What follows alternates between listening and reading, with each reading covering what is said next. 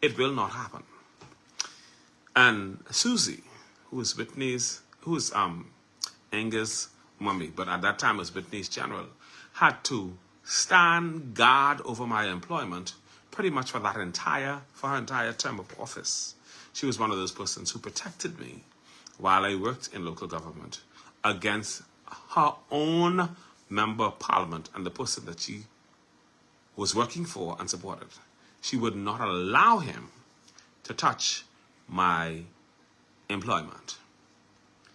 And he tried to backdoor it. He tried to do other things to try to get rid of me, because he pulled one stunt with Administrator Colebrook where he called her and said, he called me one day at my office and he said to me, and he started asking me some stuff about local government and central government accounts. And I said to him, Mr. Bastian, I can't give you that information. As a matter of fact, some of the information he was asking me, I wasn't even privy to.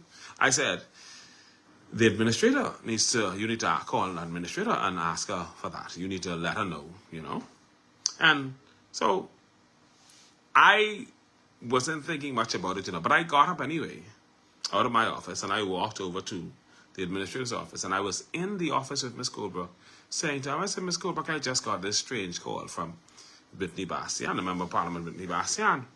She said, oh yeah? And I said, yes, ma'am. And I started to tell her how he was asking me questions about the accounts. And she said, okay. And while I was talking, she said, and she's like, wow, and we talking, and all of a sudden she gets a phone call right while I am standing there.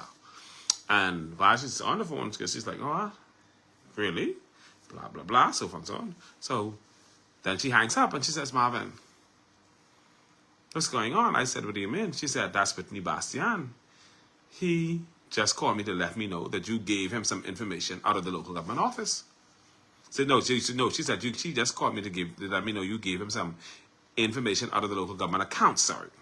You gave him some local government accounting information. And I thank God that I did not sit, because normally I would take these things for granted. And I still do sometimes. When people are Jewing me, I'm taking it for granted. But at that particular time, God had it so that God would not allow me to remain seated. I went to the administrator's office and I talked to Miss Colebrook. And I told her. And if I hadn't told her and I had sat there and he'd come with that information, I would have lost my job. And I ain't gonna lie to you. I had some days with Whitney.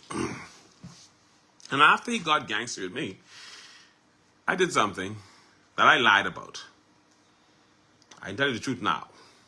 So, I got a photo of Whitney, and I take a caution tape, and I took a picture of a caution tape, and crime scene tape, actually, crime scene. I got a photo of Whitney, and I got a photo of a crime scene tape, and I superimposed it on Whitney's photograph. And I sent it out. And when I sent it out, right? I sent it all over the place. Whitney called the police station to report my behind. And Whitney Bastian, he called to report me. Well, he didn't call the police first. He called me.